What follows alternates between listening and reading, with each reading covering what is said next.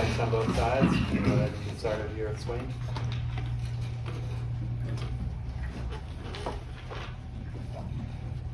You guys obviously changed the practice schedule to go yesterday. What went into the decision to do that?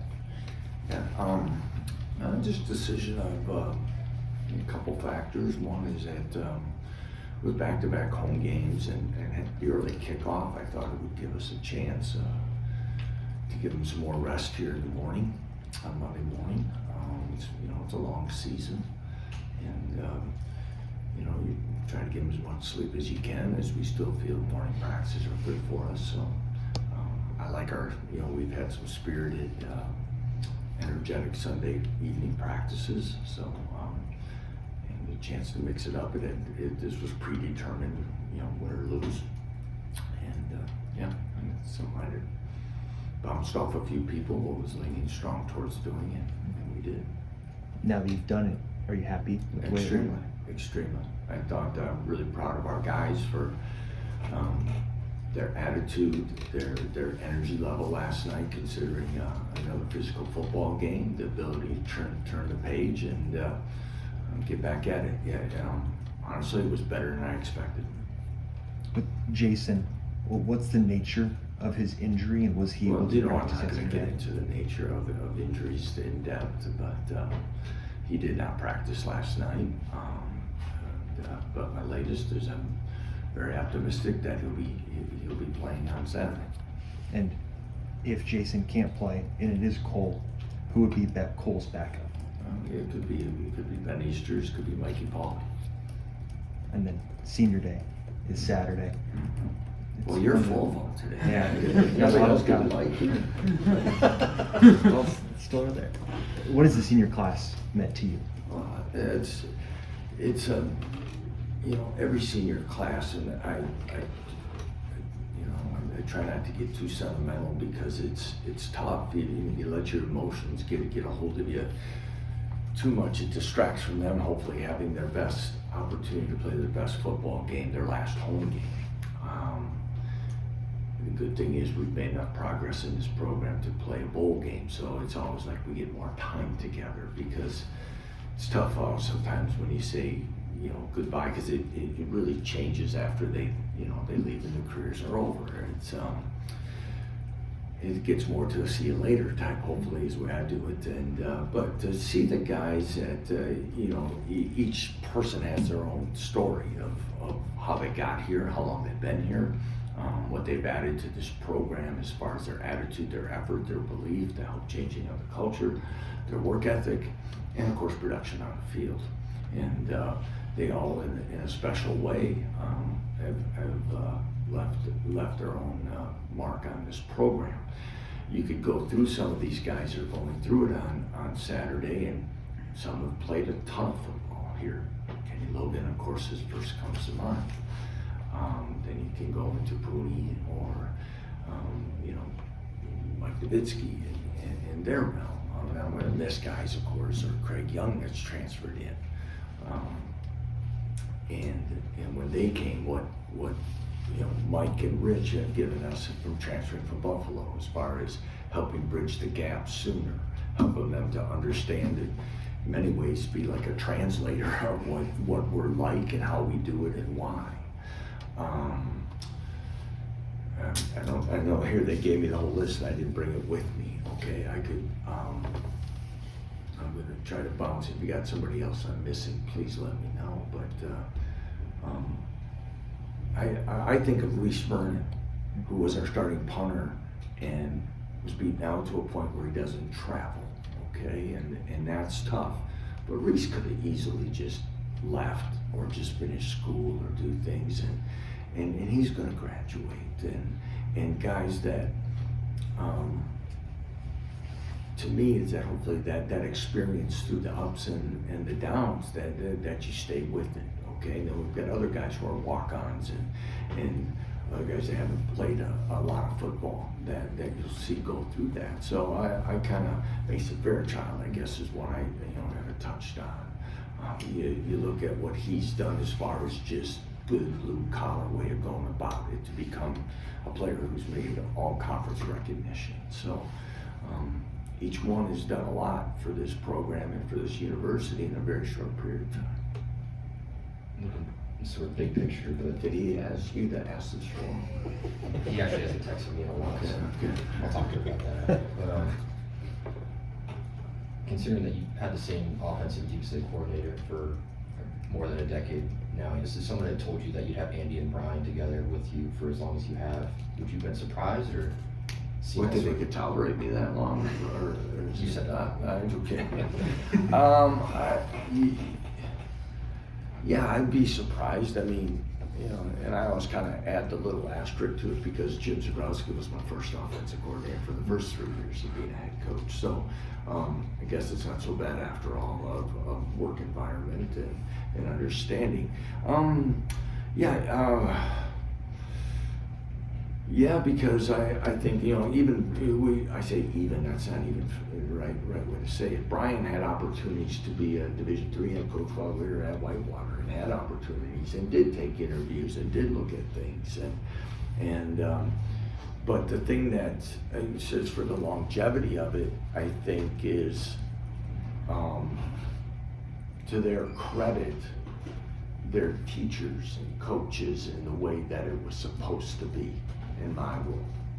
Meaning they didn't get hung up on titles, they didn't get hung up on salaries. Yes, they need to take care of their families, but they still want to be football coaches. And Glenn Mason said that when he came here. He said, you know, we have football coaches here on this staff. Some guys like being coaches because of the money, the recognition, everything that's going on today in this world. Andy, Brian, Jim, Chris, the guys that have been a long time, they're in it for the right reasons. And I can keep going. I think that's why we've had the continuity. And we're very fortunate. But when I say we're very fortunate, Lance Leipold and the University of Kansas is very fortunate to have a group like that. Now, it's not always clean and perfect, and not every call always works, and not every call is one that we would necessarily do again. But at the same time, it's a good group, and it's when you think about the time we spend together. Many times, and especially parts of the year, we spend it more together than we do with our own families. So you got to be able to work through the good and the bad together. Are there any memories that stick out? Like, this is what it's like to coach with Andy, this is what it's like to coach with Brian, or the years you spent with them? This is what it's like to coach. I've seen, we've all grown and changed through it all. I mean, you know, the one that it's probably the first couple when I met Andy kind of even sticks out from the get-go is, I guess I'll share two quick ones with you. When I hired Andy, he drove all the way, he might have stopped back at his in-laws, but he drove all the way back to Bismarck, North Dakota from Whitewater, which is I think about 10 hours, a good 10. And was back on campus working in I think under 56 hours. You know, there's none of this, you know, I got 2 week notice and I gotta be there and I gotta do this and this. No, Andy went, got his stuff and came to work. That's what I love about him. You know, we were 2-10 at Buffalo, and my sport administrator asked me if I was gonna make staff changes, and it was mainly with Andy. I said no. You know, and you know, it takes time, and they've been loyal to me, and again, we're not perfect, but it's tough to get wins, and I appreciate their loyalty. And you know, Brian Borland was making $43,000 when I walked into Whitewater, okay, and it was he and Chris Simpson got the recruit for 1 week, and it was just me and Brian to put the recruiting class together. Oh yeah, he had to teach 9 hours at the same time. Classroom, not like, you know, golf or something that, you know, like I did in racquetball. So to watch what these guys have done and how they go about it, I think is, in the unselfishness and that they go through, I'm really proud of, okay? Now, just like myself, maybe I could have done a better job Saturday, so we got to get better for this week. Just in the early going, what stands out to you so far about Kansas State? I was in there with the defense staff, they're so well coached, and the depth and the experience up front, the offensive line, of course, allows them to continue to grow in what they do, both sides of the ball. I think there's parallels in our staff based on the makeup of the staffs and how they've gone about it, how Chris has done it in his career, and he's been able to retain a lot of people as well. And so when you do that, you're able to continue to grow and do those things. They got experience and high production at quarterback, the weapons. Even you could see, which is also a sign of good culture, is and development, is you're seeing a lot of some of their younger true freshmen play a lot and be productive for them as well. So I was just watching some of last year's game as I came in here, and I don't know if we could have gotten off to any worse start in the first quarter of that game, and credit to them, their crowd, the whole thing. So if we can weather storms like that, I expect it to be a better first quarter for sure. I wanted to ask about Luke, because he didn't play much after that play with the 2 penalties in the sideline. Just how's he doing since Saturday? He was not in practice last night either, so we'll wait and see on him, but I'm optimistic he'll be available. You talked about not skipping steps, and just Kansas as a whole has made a tremendous step forward this season. A lot of these guys have talked about how they want to be K-State because they've never done it before. It's been a long time. How do you kind of keep them focused on this game and not get them too, amped up in a sense where it affects nerves and all that? Well, hopefully the whole process of 3 years for those guys has continued to stay the course. Other than changing practice, we didn't change the practice format last night, and consistency in how you go about it is the key.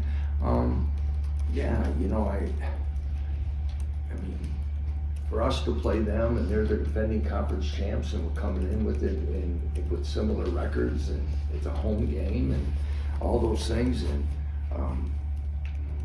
I think we should play loose in this game. We're just going to keep working on closing that gap, and we're going to see where it's going to turn out on Saturday. And that's the way it should be. There shouldn't be anything more about being nerved about this one than the last one or the one following afterwards if we're doing it right. There should be hopefully some extra excitement because of, it's the 2 in-state schools. Like I said, it was going to be our responsibility to start making this rivalry a better game. And I think we're taking those steps, but we have to go out and play that way. And Devin's had a tremendous season so far. Is there any running back that you think kind of plays comparatively like on Kansas or that you've seen in the past? I probably haven't given that one enough thought and if I say it, I'll be picking on too much. I don't know. Any suggestions? No, I don't know. He's, I'll say this, that I don't look at that one. Sometimes in recruiting we do that, but once they're here, I don't know if I spend enough time on that because he's unique. The thing about him, when you really watch is, to me, he's such a complete back. He really is. Especially like Iowa State game, I thought he had his best game in pass protection he had ever had as a Jayhawk. But that's not on some stat sheet. That's just something that shows up that's pretty important. He's a good receiver. I thought probably that his run on Saturday, the one thing that I thought he really showed was that gear, the gear to burst by everyone. I think at the time we needed that spark, he showed that. And again, that's why he and Daniel are so complementary to each other. The power and then things that Daniel can also do, and obviously we're going to need both on Saturday. Lance, I know there's supposed to be more of the highly rated recruits and a pretty big group this weekend. How big is this game for recruiting? Well, as we've said locally and things, we got to do better. We want to do better, and as we've said, there's again between our play on the field, the investment in facilities, all those type of things, they can all play a part. And again, atmosphere and the whole thing is going to take place and then fit and those, but it is big. And again, I think we've continued to make progress in that area as well. Is it always as fast as we want? No, but it's a priority and it should be a good setting for that on Saturday. Might know the answer to this already, but do you get into bringing guys in to talk to the team that have had experience in this rivalry, or former players or any of that this week? Or? You know, would I? Yeah, sometimes, but have I got something lined up right now? No. You know, because it's senior, you know, there's a lot of things, and again, it's, I've tried to keep it as consistent. Real quick, I inherited a program at Whitewater where they let all the seniors kind of do a senior talk. Coach Lee does a little bit of that with them before the season starts, okay? And we went through this at Whitewater, and we had a real good group of seniors, and we had like 20-some guys, and it was on Friday after our meetings. It went like over 2.5 hours. It was draining, and really emotionally draining. And we went out and played probably close to our poorest game against the last place team, and something that I thought was because it's always resonated with me because of the emotional drain that it can kind of take on you, and you know, it's a balance. I'd like them to soak it in, but you know, really the whole team needs to soak it in because the stadium will never be the same after Saturday. Yeah. So. Yeah. Great. Well, you mentioned the stadium. Like, do you think about that? That this is the last game of this kind of edition of Memorial Stadium? Sometimes I cut underneath the tunnel, like I come in and I drive underneath, and I've kind of thought about that. I just, you know, I kind of went underneath it a few times, but other than that, I don't know. I guess I'll take a moment when it happens, but no. Yeah. And then you mentioned watching the tape of last year's game. When you watch that, what stands out to you about the areas of growth that you've seen from your team over the last kind of 50 weeks? Yeah, like I'm about halfway through the second quarter. I'm watching the TV copy right now because again, a lot of times after a day or so, I like watching the flows of the games because a lot, you know, the position coaches and all that, they're watching down and distance, parts of the field, you know, formations, whatever, run, and they've got all their breakdowns. I like to see how the game flowed about when certain things happened. You know, a lot of it's maybe irrelevant, but there's certain times I've always found I get something out of every game I watch a television copy. I don't listen to it all, I fast forward and click through, but I mean, man, we you know, looking at where it's at is, I think we're more physical on defense. I think we run better on defense. I watch I watch Marvin Grant and O.J. Burrows. I think they're playing immensely different and more confident than they did a year ago, as well as Melvin Dotson. You know, so I mean, those are just some. Our line's more experienced, and again, like I say, a holding call in the end zone. I think we had 2 or 3 bad snaps. Mike Nowitzki, that's probably more bad snaps of that game than he did. But then he was battling, you know, he had surgery after the season, but it is what it is. And he had more bad snaps in that game than I ever remember. And so the game just got off to such a one-sided momentum shift. Credit to them, but the drop punt, OJ's, you know, slips, falls, boom, we get a stop. All those things you're kind of hoping that you get on the road, and then it just backfired. So I see us being a team that can overcome some of that, and as we've been able to show, like Saturday's slow start, and so, but it's going to take 60 minutes, that's for sure. Billy, I'll sure this question. Do you see any similarities between Devin and Jarrett Patterson from the town of Buffalo? Different styles. Yeah. Probably the best is you know, really great quality people to the core. You know, that's probably the best quality. Playing styles are different. You know, Jared's 5'6", 5'7". You know, stop, go, make you miss. But Devin probably equal in the receiving area. Devin's probably was maybe a hair quicker, faster. And then going back to talking about Brian and Andy, like when you made these jumps from Wisconsin Whitewater to Buffalo, Buffalo to Kansas, like what was your, I guess, why were you so confident to stick with them instead of maybe, as I'm sure people would have understood if you would have gone with different coordinators making those jumps? Because it's much like I said at my opening press conference at Buffalo, is that I believe football is still football. It's still the same game with the same rules at the college level.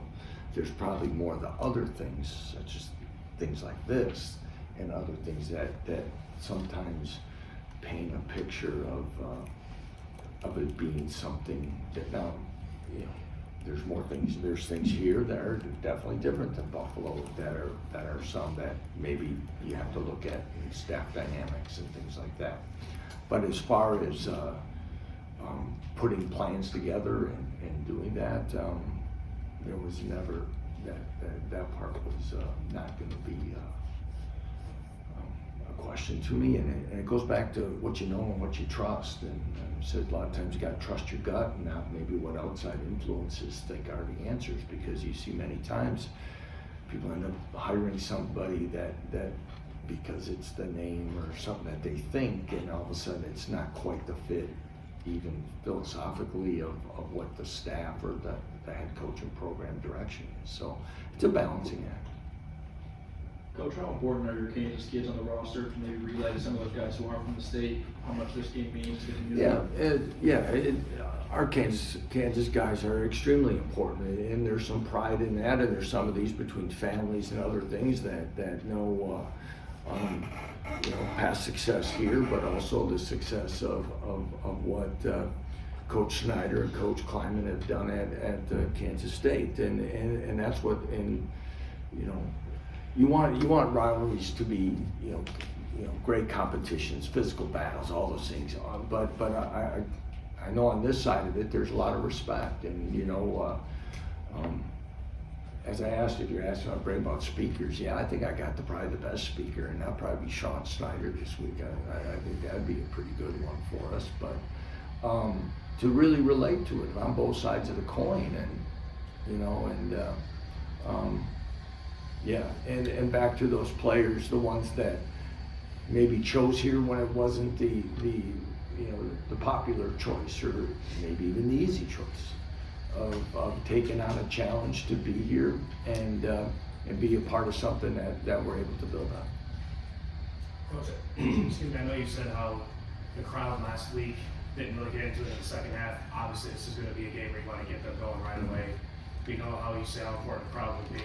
How important will it be, obviously, especially at prime time? Yeah, it's going to be extremely important, and you hope that the right people bought the tickets and those things. But I'm sure there'll be noise for both sides, but that's what makes great environments in college football.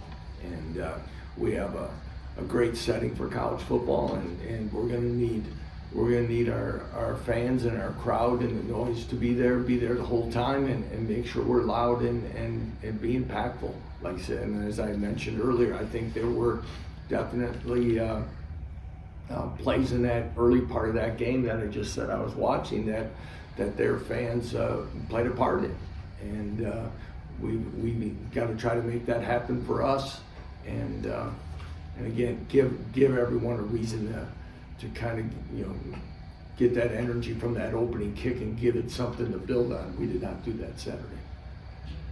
Anything else for Coach Leipold? Sure.